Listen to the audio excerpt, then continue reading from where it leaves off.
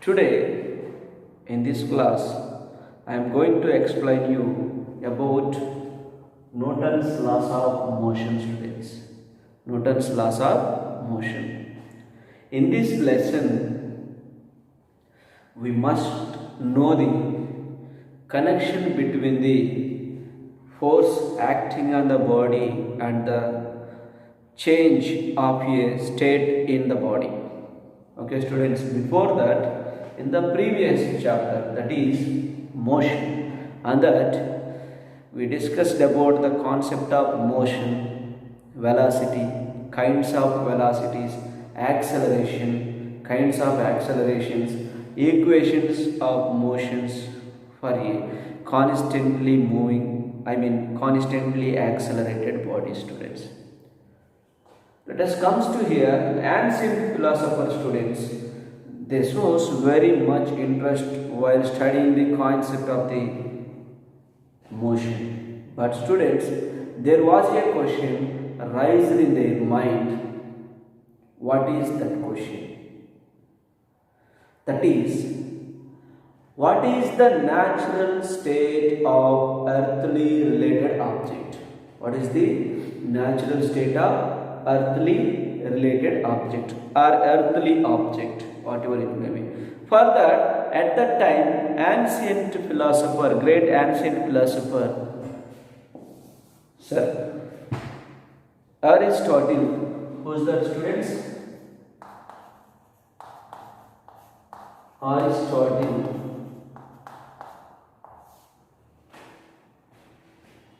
said that or give the information about the natural state of earthly objects are at rest. He decided that, or he taught that natural state of earthly objects are at rest requires no explanation, as all the moving bodies finally will comes to rest. That means he decided that all the moving bodies finally will comes to rest. So no need to explain those bodies. It was the creation of the God. All the moving bodies finally will comes to rest. So that we decided that natural state of earthly objects are at rest, students. Okay, students, he decided that. Then after, great scientist, do you know father of modern science? Galileo Galilei. Who is that, students? Galileo Galilei.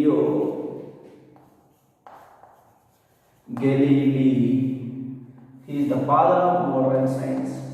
Expand his concept on this topic and conducting some experiments and decided that natural states of earthly objects are in motion. While conducting his experiments, he decided or he assumed that on the surface of the earth there was no friction. He decided that. But students, we know in the previous year, class 8, chapter friction, without friction we can't imagine our world. So that definitely friction is there, but he conducted the experiments on the frictionless surfaces. There one is, he conducted the experiments on the smooth inclined surface, students, first. From the smooth inclined surface, he drops a ball and observe the motion of this ball, students, while it drops. Or while going from top to the bottom of the inclined plane, the speed of this ball gradually increases. He decided that because of the gravitational force acts on it, the speed of the body gradually decreases while it moves from top to the bottom of the inclined surface. Then after, he also throws a ball from the bottom of the inclined surface. From the bottom of the inclined surface, he throws up the inclined surface a ball, and after that he observes the motion of the ball, students. When it moves from the bottom to the top of the inclined surface, the speed of this ball is gradually decreases because of the gravitational attraction acts on this body vertically downward, that means towards the center. Because of the gravitational forces acting on here, in this instant, speed of the body is increases, and here speed of the body is decreases while it moves up. If there were no inclination, assuming a flat surface and a flat frictionless surface, the body will continues to be moved unless or until some external force acts on its students. Without any external influences, whenever a body which moves on a smooth plane surface, horizontal surface, it continues to be moved in the state of motion or uniform motion, students.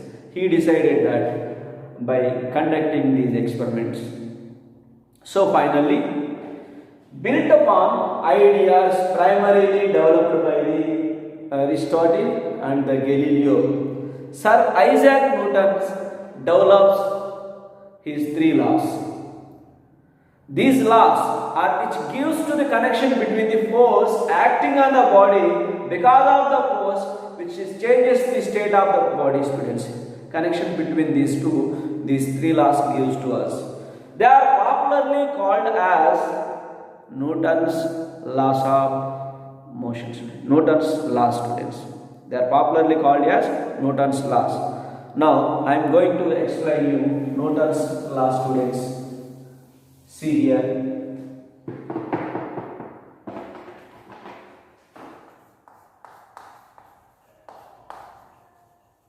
Newton's laws, students. Here three laws are there, students. They are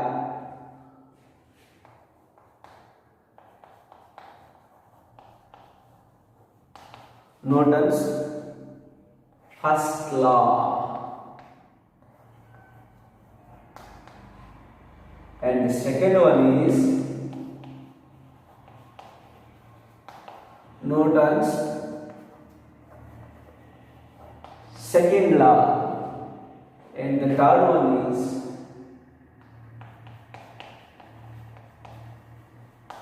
Newton's third law, students.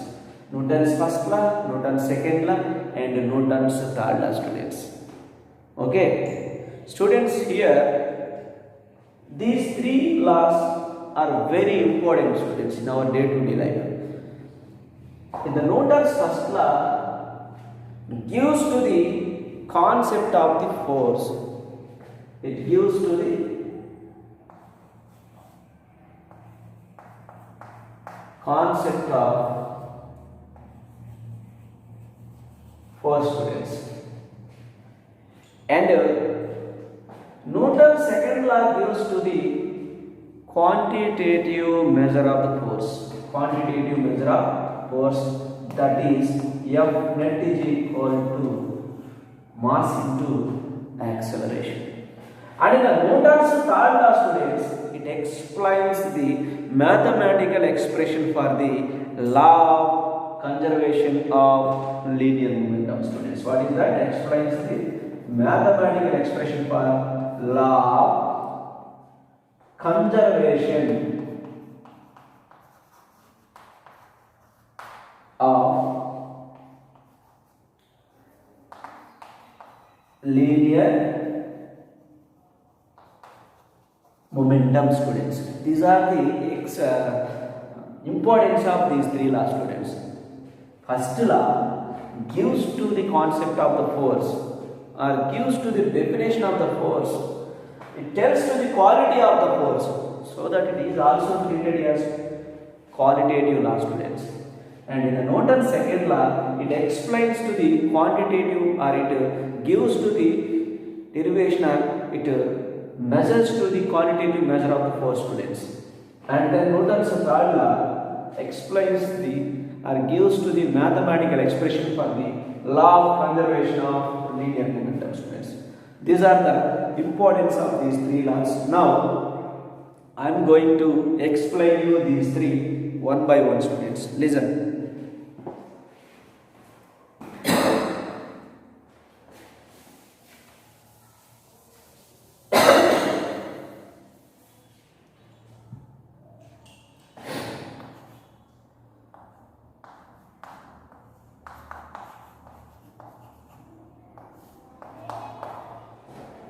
See, students, here Newton's first law. Newton's first law. According to this, every object will remain at rest or state of uniform motion unless compelled to change its state by the action of a net force. That means, students, every object will be in the state of rest or in the state of uniform motion, maintain as their own state until or unless some external force acts on its, students.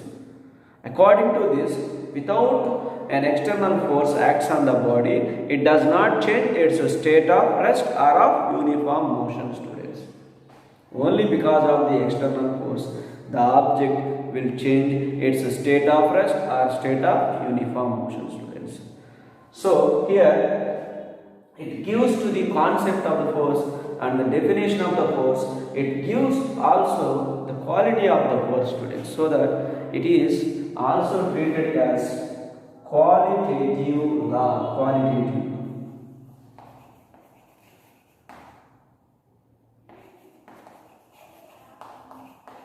Qualitative law. What is this? Qualitative law, students. And Newton's first law gives to the concept of inertia. What is that? Concept of inertia. It means Newton's first law gives to the concept of inertia. It gives to the concept of inertia, students. So that students, and because of that reason, Newton's first law can also be called as Galileo's law of inertia. What is that? It can also be called as, see here, Galileo's law of inertia.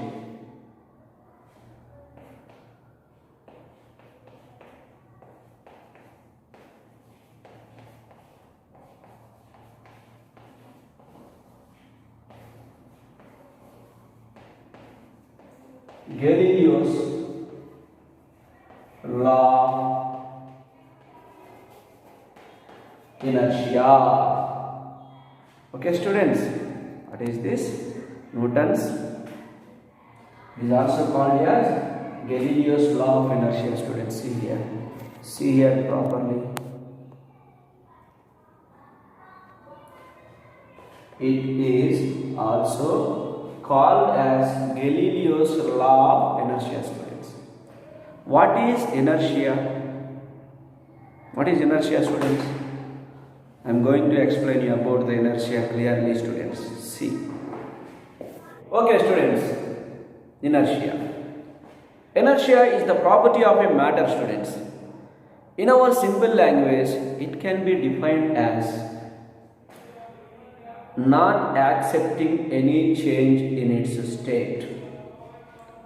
In our simple understanding, we can learn that it is the not accepting the change of its state, students. It is simply defined as the natural tendency of objects to resist, means opposes a change in their state of rest or of uniform motion is called inertia, students.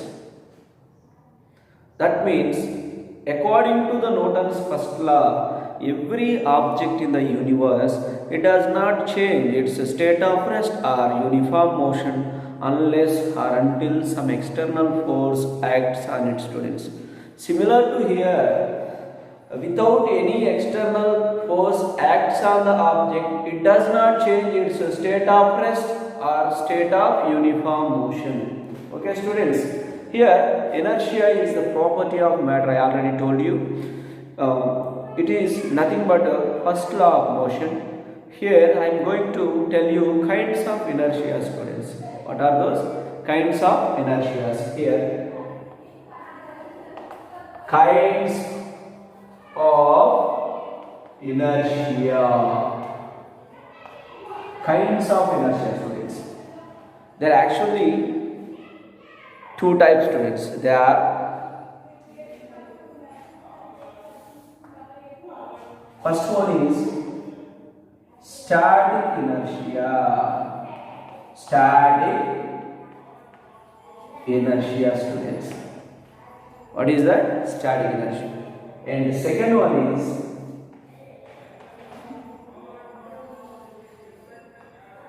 dynamic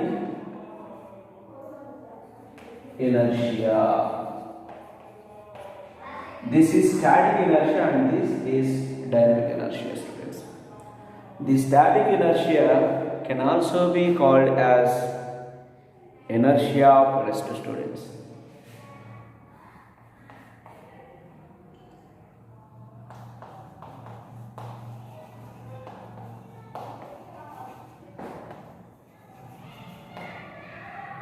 And this dynamic inertia of two types. They are inertia of motion and inertia of direction. These two are belongs to the same, that is inertia of direction. This is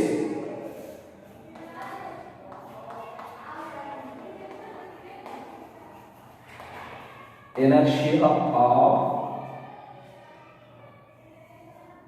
motion and this is inertia of direction, students.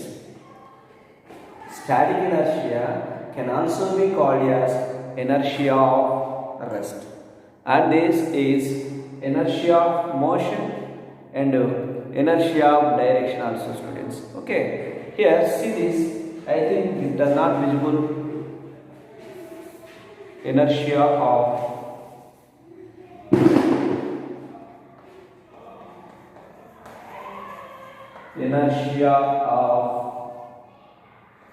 direction. See, students, here this is inertia of motion and that inertia of direction. What is inertia of rest or static inertia? What is inertia of motion and what is inertia of direction? These two are belongs to, already told you, dynamic inertia. Inertia of rest or static inertia means, students, every object must be an object. See, simply I will tell you about it. A body is at rest, tries to be maintain the same state of rest until some external force acts on it. That means it does not accepting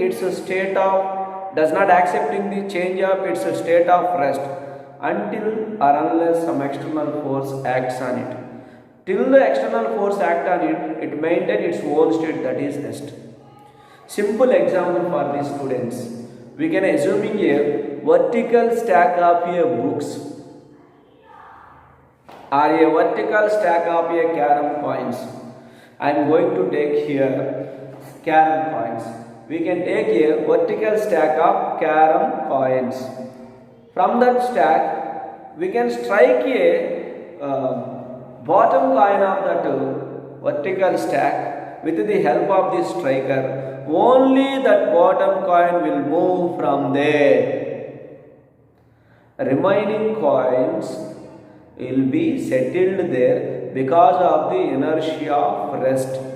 If there is no external force acts on it, they will be settled in the same state of rest. After moving that coin, due to gravity, it fell down, students. Okay, this is best example for the static inertia and inertia of rest. Now, going to dynamic inertia, there are inertia of motion and the inertia of direction. What is inertia of motion? Students, inertia of motion means a body is in motion or uniform motion tries to be maintained in the same state of uniform motion until or unless some external force acts on it.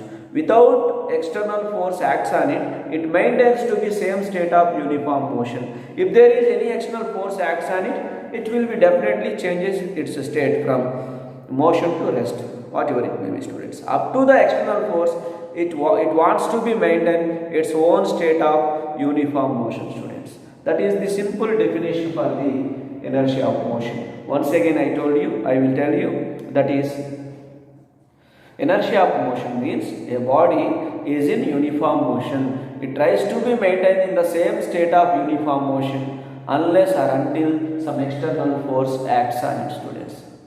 Okay, example for these students. If a ball which is rolls on the horizontal surface, smooth horizontal surface, without an external force acts on it, it wants to be maintained the same state of uniform motion. If is there any external force acts on that moving body, definitely it will comes to rest, the state of rest from the motion. Here we discussed about the inertia of motion, students. Initially that body moves on the smooth horizontal surface with uniform motion in a straight line path. It wants to be maintained in the same state of motion unless an external force, unless or until some external force acts on it. If any external force acts on it, it will be changes its state from motion to rest, students. Also one more example for this inertia of motion. If we are traveling in a moving bus,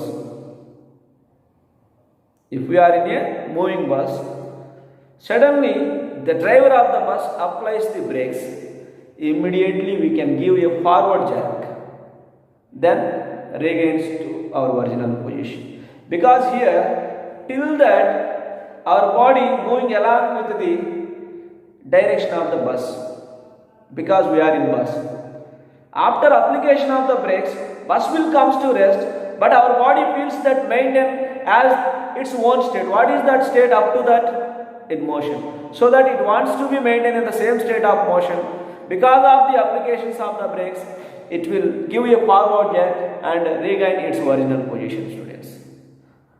Initially it is in the state of motion, wants to be maintained in the same state of motion, so that it gives a forward jerk and regains to its original position. This is best example for the inertia of motion. Also inertia of direction. Want to tell you about this. Inertia of direction means, students, a body maintained in the certain direction, it wants to be maintained in the same direction, students, until or unless some external force acts on it. See here, if you kick a football, students, in the football ground, that ball moves in a particular direction. It does not want to be changed its direction until an external force acts on it. If any other place which wants to stop that ball or wants to apply some force to change the direction, definitely its direction changes. Till that, it wants to be maintained in the same direction, students. That is the example for the inertia of direction. So I hope you understand this. Inertia, it is nothing but in our simple language, it is not accepting any change in its state. It is defined as the natural tendency of object to resist. Resist means nothing but oppose to any change in the state of rest or of uniform motion is called inertia. Okay, students, inertia of two types there. Static inertia. Static inertia can also be called as inertia of rest. Dynamic inertia. These are two types. One is inertia of motion and inertia of direction, students. And one more important point, students.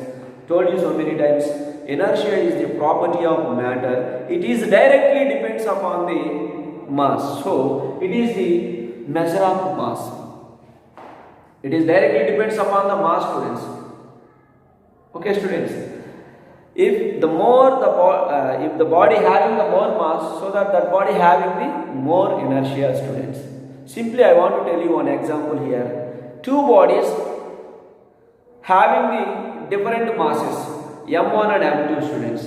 We should apply same amount of the force on the two bodies. We can observe after applying the force, the body which one has greater mass that resists more inertia than other one.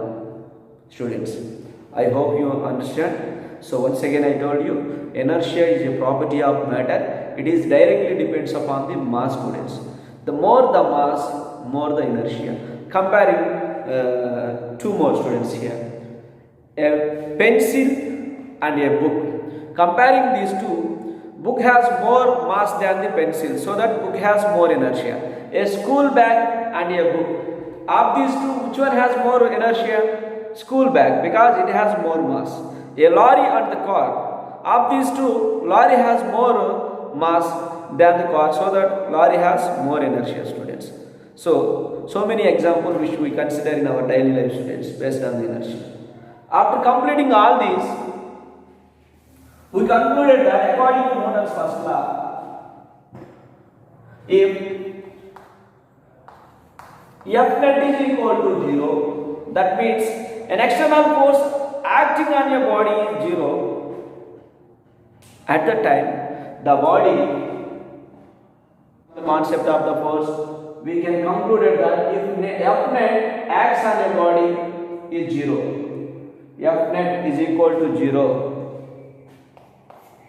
acts on a body, that is, the body is at rest or moving with uniform velocity or uniform motion. That means the body in equilibrium state, students.